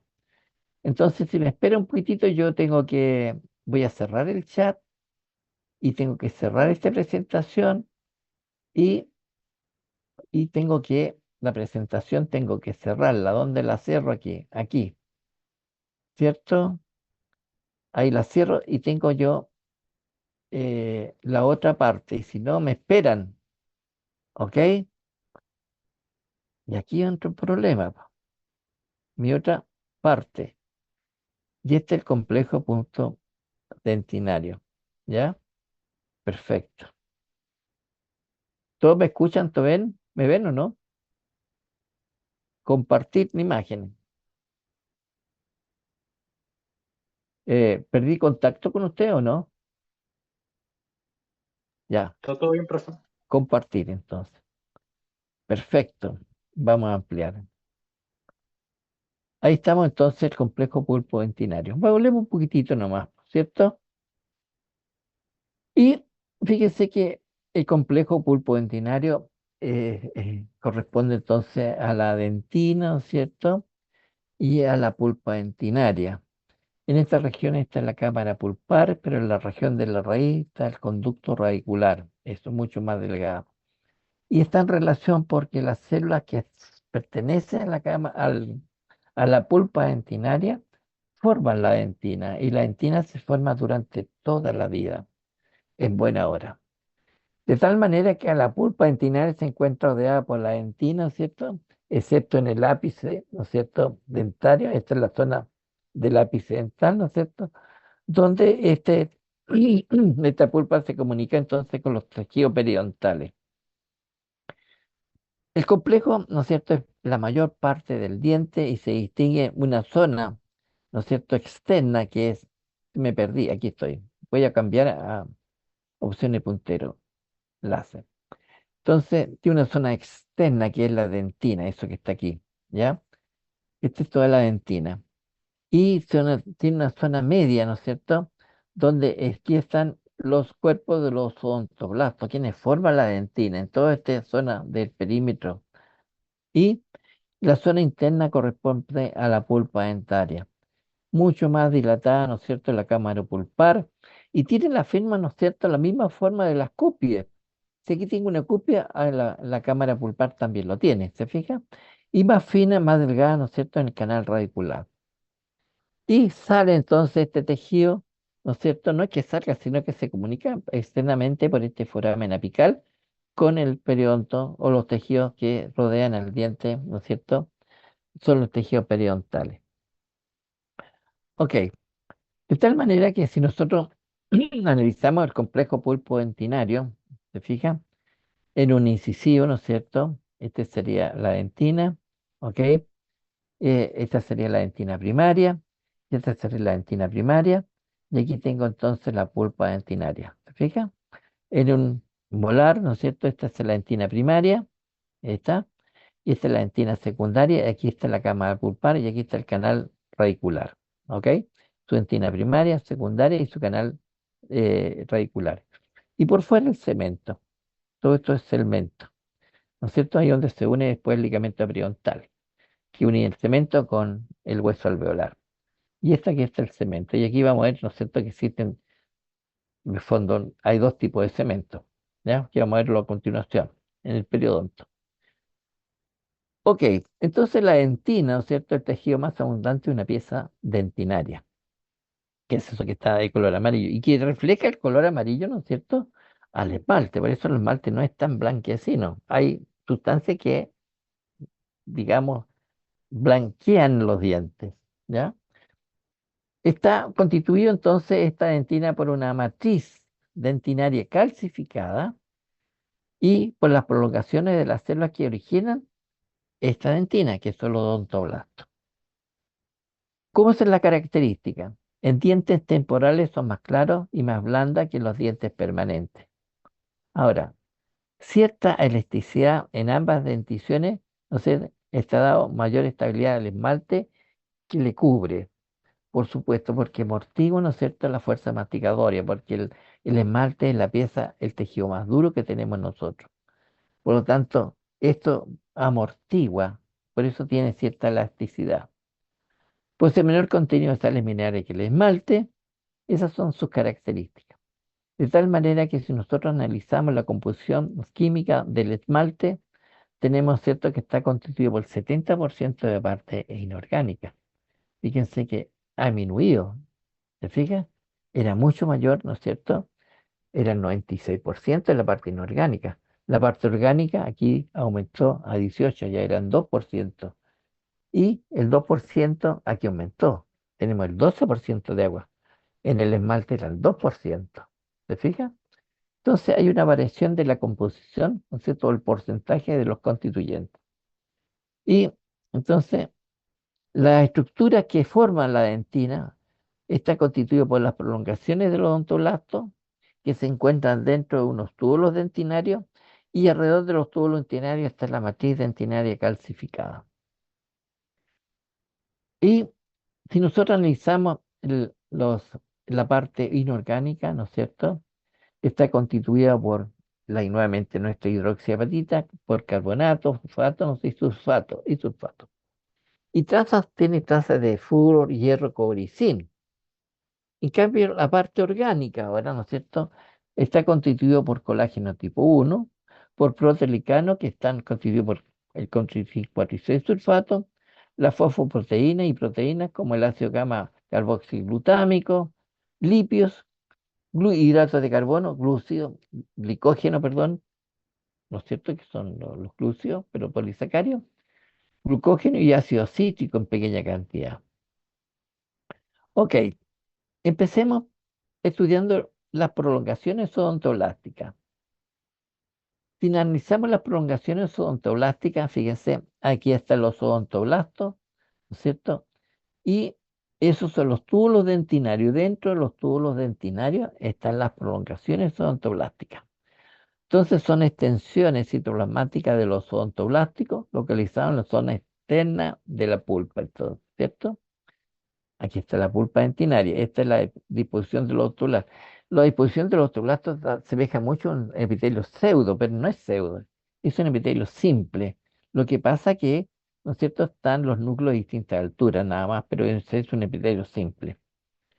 Y dentro de ella entonces están las prolongaciones de los odontoblastos, ¿ya?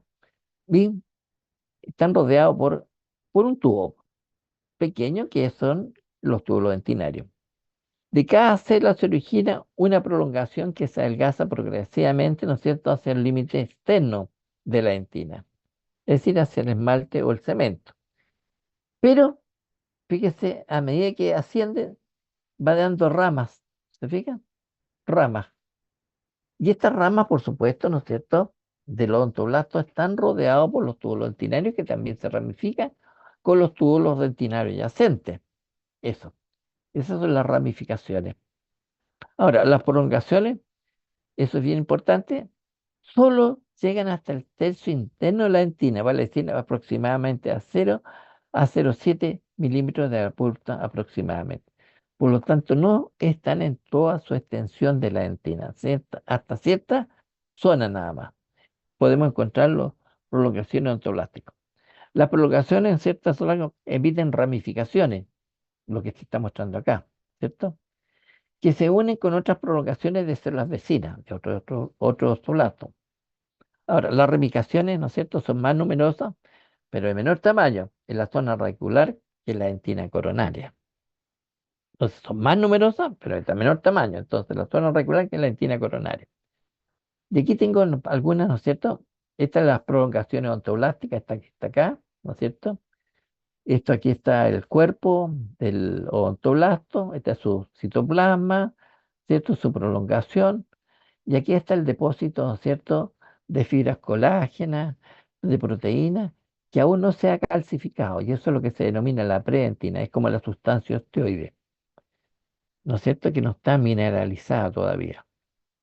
De tal manera que si su citosoma contiene este citoplasma que está acá, contiene microtúbulos, microfilamentos, escasas microvesículas y cuerpos densos ocasionalmente. ¿Qué más contiene? No contiene retículo, no posee ribosomal libre, ni no posee red tampoco. ¿Ok? La prolongación, ¿dónde están eso? Está en el soma neutral, el cuerpo de celular. Y esta es la interfase, ¿no es cierto?, pulpo-dentinaria, vista en microscopía electrónica, y ahí está ya metiéndose, introduciéndose esta prolongación en los túbulos dentinarios, pero esto aún no se ha calcificado y es lo que se denomina la predentina. Ahora, las prolongaciones o procesos odontolásticos vistas en microscopía electrónica se ve así, po, de horrido. Estas son en la siguiente diapositiva, estas son las prolongaciones odontolásticas, ¿se fija? Que se ramifican y se entrecruzan y se unen a ramificaciones laterales de las células adyacentes. Y aquí tengo eso que están ahí se está ramificando, ¿se fija? En este sentido y en sentido lateral. Y en cambio en esas, las prolongaciones, ¿no es cierto?, están dentro de estos tubos que están ahí, que son los túbulos dentinarios, ¿ya? Y vamos a ver que tiene una zona peritubular e intertubular. Pero dentro de estos tubos se encuentran las prolongaciones odontolásticas. Ahí están las prolongaciones que se encuentran por estas cavidades que están ahí, que son los túbulos dentinarios. Ahora, las prolongaciones y procesos odontolásticos vista también en microscopía electrónica. Aquí tengo un túbulo dentinario y esta es una prolongación odontoblástica. ¿Se fija? Y fíjese, más o menos así, en 0,5 milímetros del centro, dentro de la dentina, se pueden ver entonces las prolongaciones odontolásticas, esta que está acá, dentro de este túbulo dentinario. Pero esto no está vacío. Aquí tengo, ¿no es cierto?, una secreción, un exudado, esa es la prolongación. Y ese exudado, ¿no es cierto?, es, digamos, es el exudado de los vasos sanguíneos, ¿ya? Y de tal manera que eso no se encuentra en vacío, sino que hay un líquido exudado que está acá. Y ahí tengo, ¿no es cierto?, después de 0,7 milímetros, ¿no es cierto?, el túbulo dentinario no tiene, pero no hay prolongaciones odontolásticas. Por lo tanto, llegan hasta cierto nivel las prolongaciones odontolásticas nada más. Ya, o sea, y ese fluido que está ahí, ¿no es cierto? Eso es lo que va a dar la teoría del dolor, ¿ya? ¿Por qué producen, si no están inervados, ¿no es cierto?, lateralmente de una carie, ¿no es cierto?, en esta zona no hay prolongación odontolástica? ¿Por qué, ¿no es cierto?, una carie duele tanto? Es por la compresión que genera el proceso masticatorio, ¿no es cierto?, que presiona estas fibras o a esta prolongación odontolástica, ¿no es cierto?, y es lo que va a generar entonces el dolor. Esta es una de las mejores teorías para entender, ¿no es cierto?, el dolor de las caries. ¿Ok? Muy bien. Aquí tengo, ¿no es cierto?, los túbulos dentinarios, estos que están aquí, la curvatura, ¿no es cierto?, primaria. Esa es la túbulo dentinario y son canalículos que contienen las prolongaciones odontoblasticas. Son de trayectos sinuosos, en forma de S, son así como serpientes, ¿cierto? No son rectilíneos, a excepción de la raíz, la cúpula, donde son mucho más rectos en esta zona, ¿ya? Estas aquí son más rectos, entonces, en la raíz. Pero en esta zona que con la zona coronal son así, sinuosos, como una S. ¿Se fija? Ahí. Esta es dentina primaria y esta es la dentina secundaria. Bueno, la disposición representa una curvatura primaria y una curvatura secundaria, que son pequeñas ondulaciones a lo largo de su trayecto. Y aquí vamos a ver entonces, su diámetro es mayor en dientes jóvenes que en el diente adulto, túbulo dentinario. Su diámetro es mayor en la dentina cerca de la pulpa, que es la periferia. Y aquí podemos ver los túbulos, perdón, aquí podemos ver entonces, ¿no es cierto? Los túbulos dentinarios, aquí son rectilíneos, y aquí están, ¿no es cierto? La dentina, los túbulos dentinarios son sinuosos, ¿se fija? Son como una S. Aquí está la dentina primaria, la dentina secundaria. Dentina primaria, dentina secundaria. Aquí son rectilíneos. Y aquí también, aquí rectilíneo, ¿no es cierto? Aquí está la conexión amelodentinaria. Entonces, este es esmalte y lo amarillento es la dentina. Y ahí están los túbulos dentinarios en forma de S, ¿se fijan? Esta es la dentina primaria y esta es la dentina secundaria que vamos a ver a continuación. ¿Ok? Y aquí arriba, ¿no es cierto? En las cúspides y en la raíz son más rectilíneas. Si nosotros observamos los túbulos dentinarios, que son estos que están acá, ¿no es cierto? O estos con eh, menor aumento, ¿no es cierto? Cerca de la pulpa tienen mayor diámetro estos túbulos dentinarios. Tienen 2,5 micras y son más numerosas, aproximadamente 45.000 por milímetro cuadrado, cerca de la pulpa. Pero en la dentina superficial tiene un diámetro, ¿no es cierto?, menor, aproximadamente 0,9, son más delgados. Y también son de menor cantidad, menos numerosos, 20.000 por milímetro cuadrado. Pero fíjese que no son rectilíneos los túbulos dentinarios. A medida que van ascendiendo, van formando, se fijan, son medios sinuosos ahí. Se fijan, no son rectilíneos.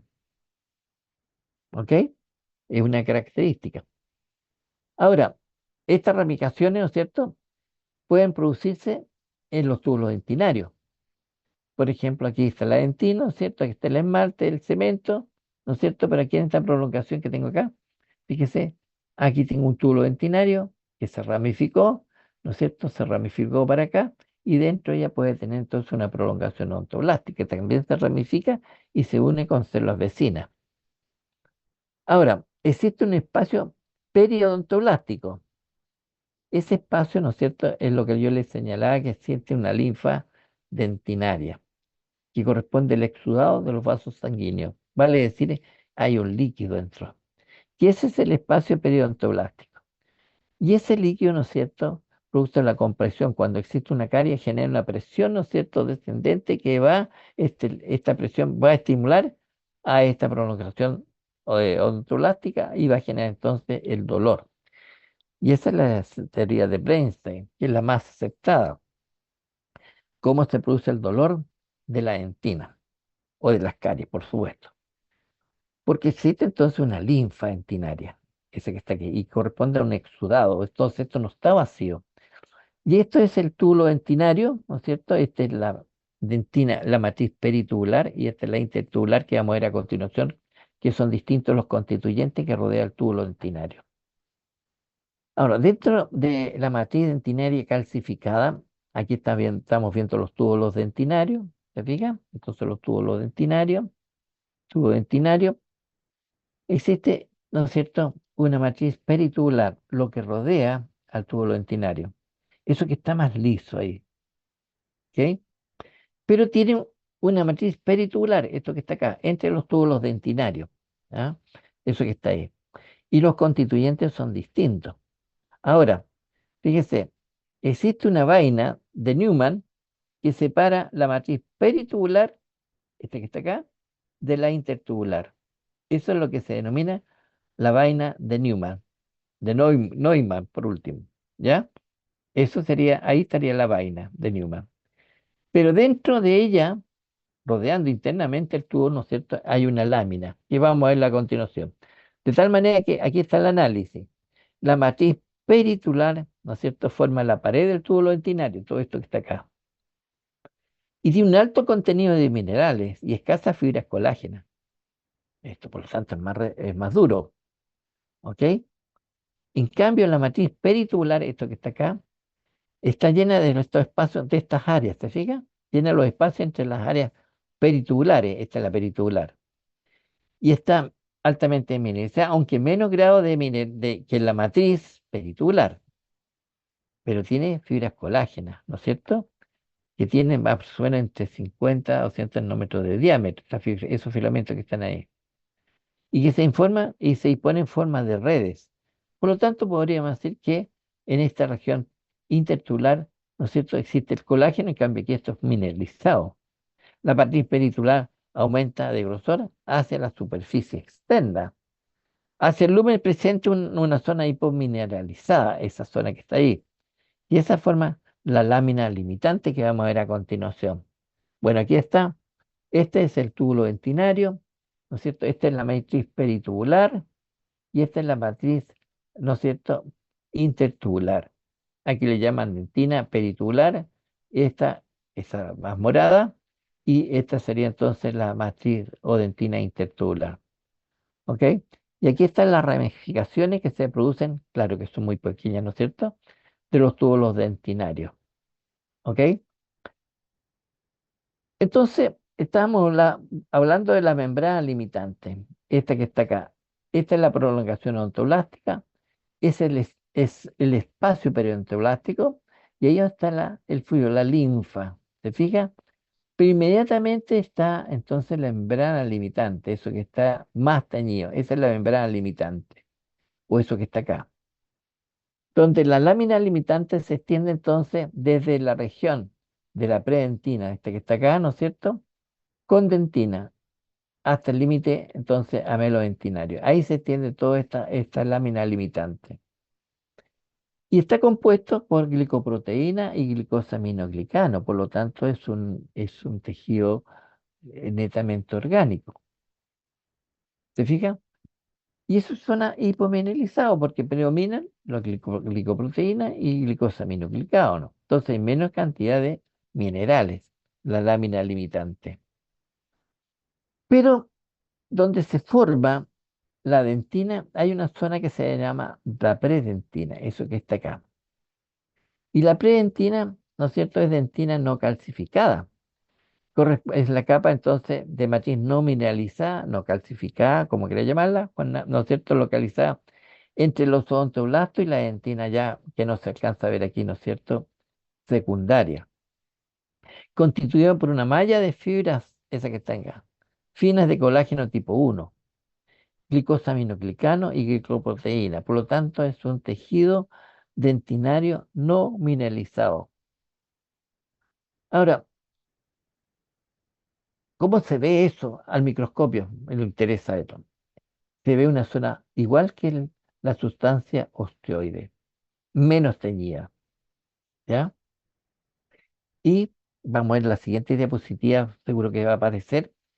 El proceso de mineralización va formando entonces verdaderas estructuras nodulares, que se denominan las calcoferitas, que se va depositando sobre las fibras colágeno y la matriz de la dentina, la predentina, para calcificarse. Ok, pero la dentina tiene alguna morfología dentinaria, ¿ya? Y esta morfología de la dentina, ¿cierto?, tiene varias estructuras que vamos a verlas nosotros en paso práctico. Las líneas incrementales de Owen, las líneas incrementales de von Ebner, la dentina interglobular y la zona granulosa de Tome. Vamos a ir definiendo cada una de estas estructuras de la morfología dentinaria. Fíjense que vamos a empezar, bueno, aquí están todas, ¿ya? Esta es la dentina interglobular o espacio de Selma, se llama, son verdaderas lagunas, ¿ya? Estas que están acá y están a nivel de la corona, ¿ya? Estas son las líneas de Fonerme, líneas de crecimiento. Estas las líneas son, ¿no es cierto?, las líneas de Owen. Y estas se producen por alteraciones durante la formación de la dentina. Y aquí está la zona granulosa de Tome, donde los túbulos dentinarios vienen para acá, giran, y aquí giran, por ejemplo, hacia mí, forman una asa.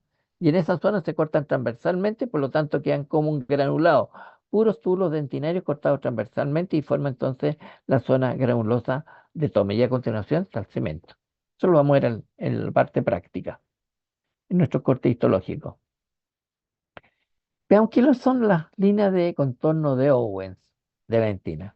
Fíjense estas flechas que están aquí, ¿ya? Es una línea de contorno de Owen. Son líneas entonces más notorias, ¿no es cierto? Producidas por alteraciones durante el proceso de mineralización. Son bandas hipomineralizados. Se fija que aquí hay como un solo levantamiento o una discontinuidad de estos túbulos dentinarios que están aquí. ¿Se fija? Entonces son zonas hipomineralizadas y su grosor depende de la evolución de la influencia que perturba, ¿no es cierto?, la mineralización. Y aquí están, ¿no? Esas que están ahí, perdón, esas que están acá. Esas son, ¿no es cierto?, las líneas de contorno de Owens, ¿ok? Esa que está ahí, estábamos viendo ahí, línea de contorno de Owens, ¿ok? Vista con mayor aumento es eso que está aquí. ¿Se fija? Son como verdaderos, como rodetes en el fondo, pero son alteraciones que se producen durante el proceso y el proceso de mineralización. Y eso genera entonces la línea de contorno de Owen. Mientras más dura, son más grandes la línea de contorno. ¿Qué son las líneas incrementales de von Ebner? Bueno, estas son las líneas incrementales de von Ebner que están acá. ¿Y qué es lo que me estaba marcando? El crecimiento nada más. Son líneas finas desde que cruzan más o menos, ¿no es cierto?, en ángulo recto al tubo dentinario, y la estancia está entre 16 y 20 micras, ¿no es cierto?, y representan incremento aposicional de la dentina, es lo que va creciendo, ¿no es cierto?, de un día a otro día. Estos procesos tienen periodo de descanso y se producen entre 4 y 5 días de actividad. Por lo tanto, un promedio de 4 micras por día, ¿ya? Entonces crecen 4 días, periodo de descanso. ¿Cuál es que se puede? 4 días y genera entonces estas líneas incrementales. Es la posición que se produjo en la formación, ¿no es cierto?, de la dentina. Y aquí tengo las líneas, perdón, las líneas incrementales, ¿no es cierto?, de von Ebner, esas que están aquí, esas que están ahí. No le puse título porque son bien, se manifiestan muy bien ahí. Son líneas incrementales de crecimiento. Y ahí están las líneas incrementales. Se fija todo esto que están acá. Entonces, tiene un periodo de reposo y un periodo de crecimiento posicional. Y en el corte descalcificado son así como estriaciones, pero son las líneas incrementales de von Ebner. ¿Qué son las dentinas interglobular o laguna de Segman? Son esas estructuras que están aquí, que nosotros en el corte histológico lo vamos a ver más claro, teñido, pero cuando hacemos desgaste se ve más oscura. Esa es. Son estructuras como lagunas, pero son zonas, ¿cierto?, sin mineralización o hipomineralizadas. Y que han formado entonces, están formados porque las calcoferitas, esa estructura que le decía yo redonda, ¿no es cierto?, no se han fusionado. Por lo tanto, esa zona quedó descalcificada en el fondo o desmineralizada. ¿Ok? Y eso forma entonces la dentina interglobular. Pero son atravesadas, ¿sí? ¿Allá? Son atravesadas entonces por los túbulos dentinarios. En corte de podicate se observan como manchas negras, así la vamos a ver nosotros, ¿ya? Los túbulos dentinarios pasan sin interrupciones a través de esta área menos mineralizada y no presenta entonces una dentina peritubular porque no está mineralizado. Este tipo de dentina se ubica entonces a nivel coronal, cerca de la unión amelodentinaria. Justamente ahí la vamos nosotros. Y aquí vista con mayor aumento, ¿no es cierto?, corresponde a las lagunas de Segma. Y aquí está la laguna de Segma, por ejemplo, y estas son las calcoferitas, el depósito, ¿no es cierto?, de depósito de calcio, forma de fosfato carbonato, que se van uniendo, fusionando para mineralizarse. Y aquí entonces hay una zona desmineralizada. Perdón, yo puse esto, no, este es el túbulo dentinario, estoy confundido aquí. Este es el túbulo dentinario y esta es la dentina peritubular. Pero en esta zona no se calcificó y forma entonces esas lagunas de Segma o dentina interglobular.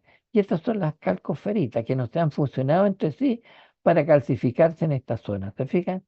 Entonces son zonas no mineralizadas o hipomineralizadas, pero son atravesadas por los túbulos dentinarios que está acá, este que está acá. Y la zona granulosa de Tomes, ¿no es cierto?, está en la periferia de las piezas dentinarias, ¿no es cierto? Son estos, este granulado que está acá. ¿Y qué corresponde entonces a esto? Son, ¿no es cierto?, una delgada capa dentina radicular adyacente al cemento, este es el cemento que está acá, esta es la zona granulosa de Tomes, y tiene un aspecto granular, como eso que está ahí, o en este que está, en este corresponde. Y sugiere que entonces son espacios producidos por la sección, en corte, ¿no es cierto?, de los extremos de los túbulos dentinarios, y en esta zona tienen forma de asa. O sea, van rectilíneo aquí, o, ¿no es cierto?, en ese sentido, pero en este punto giran, formando como una asa de una taza de café. Entonces, al ser cortados esos túbulos ahora transversalmente, aparecen como estructuras granulares. Y eso es lo que forma la zona granulosa de Tome. Y vista acá, ¿no es cierto? Vista el corte longitudinal, así la vemos nosotros. Esta es la dentina, ¿no es cierto? Y aquí está la zona granulosa y este es el cemento celular. Y ahí están los cementocitos. Visto acá, ¿no es cierto? Esto corresponde a la dentina. Esta es la zona granulosa de Toma y este es el cemento. ¿Se fijan? Este cemento es cemento fibrilar.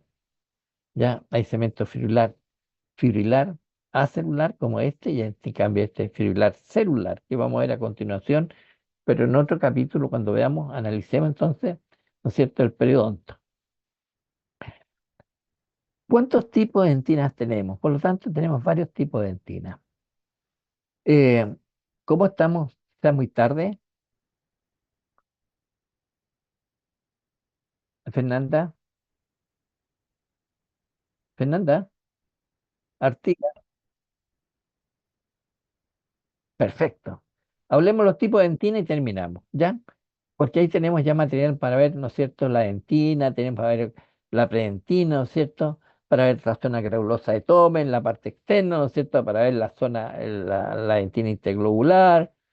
Ya tenemos materia como para ver, ¿no es cierto?, los pasos prácticos. Y el lunes podemos complementar mucho más, ¿no es cierto?, para analizar cómo es la pulpa dentinaria. Entonces, con esto a las 9 terminamos y gracias por la asistencia. Las personas que están estoicamente es poquitito, pues, 9 personas.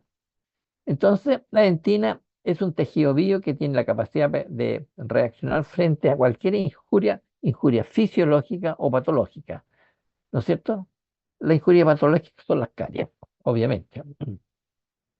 Ahora, externamente existe un manto, ese que está ahí, el manto de la dentina, ¿ya?, que tiene aproximadamente 20 micras de ancho.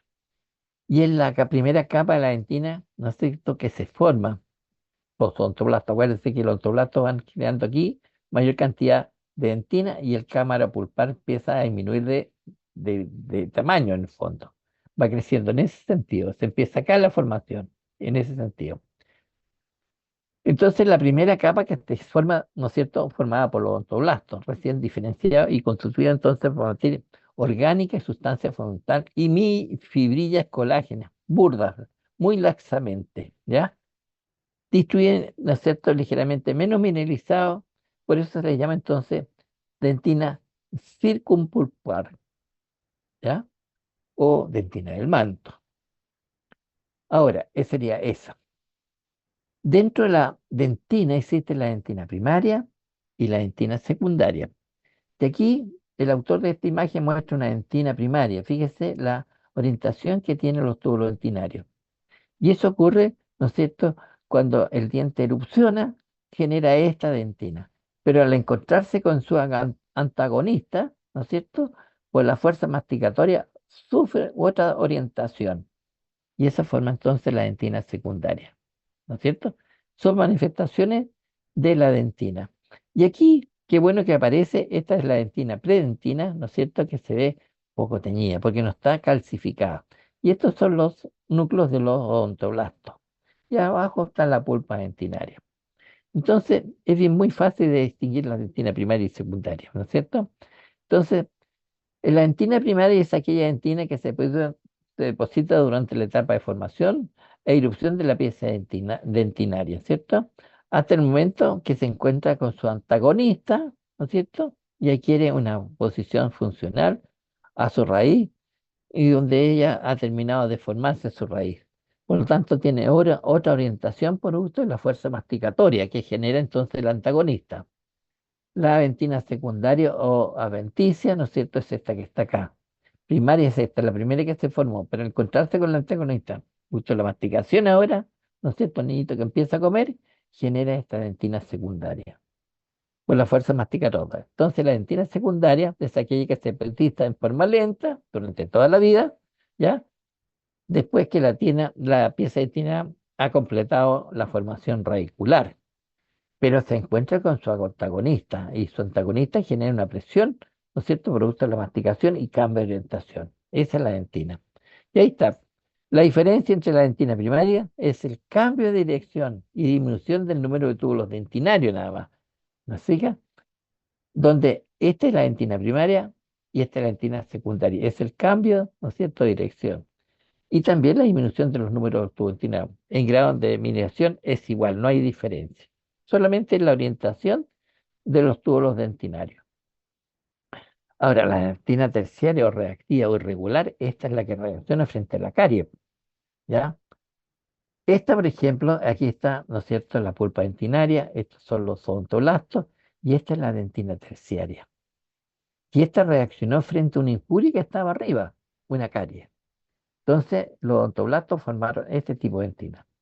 Ahora, depende de la injuria. Si es muy agresiva, algunos odontoblastos quedan incluidos y se forman entonces una dentina terciaria con células incluidas, que lo vamos a ir a continuación. ¿Qué es lo que es la dentina terciaria? La dentina, ¿no es cierto?, que se deposita en respuesta ante injuria ejercida sobre los odontoblastos, ya sea una carie, un abrazamiento o un procedimiento operativo. Entonces reacciona la dentina.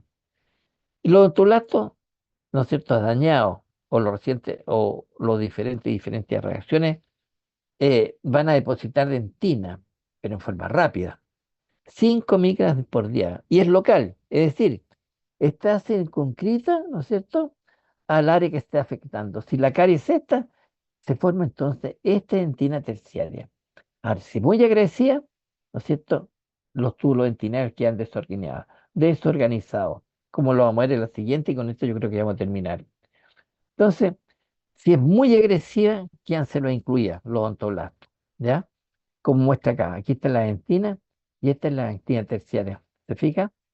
Donde se han incluido todos estos odontoblastos y quedan como células incluidas. Porque la injuria, la caries fue grande. Que entonces presionó, ¿no es cierto?, a que responda el odontoblast. Pero respondió rápidamente, pero la injuria era muy grande. Por eso quedaron entonces células incluidas.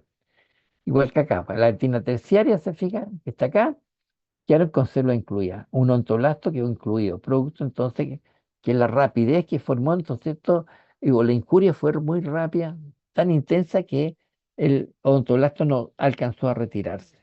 Queda entonces células incluidas.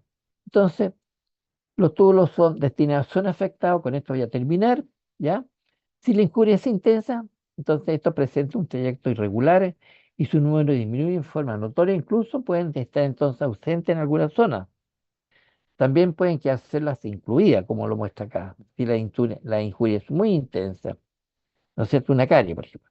Si la injuria no es tan intensa, la dentina deposita en forma no tan rápida, los túbulos dentinarios son más regulares, ¿no es cierto?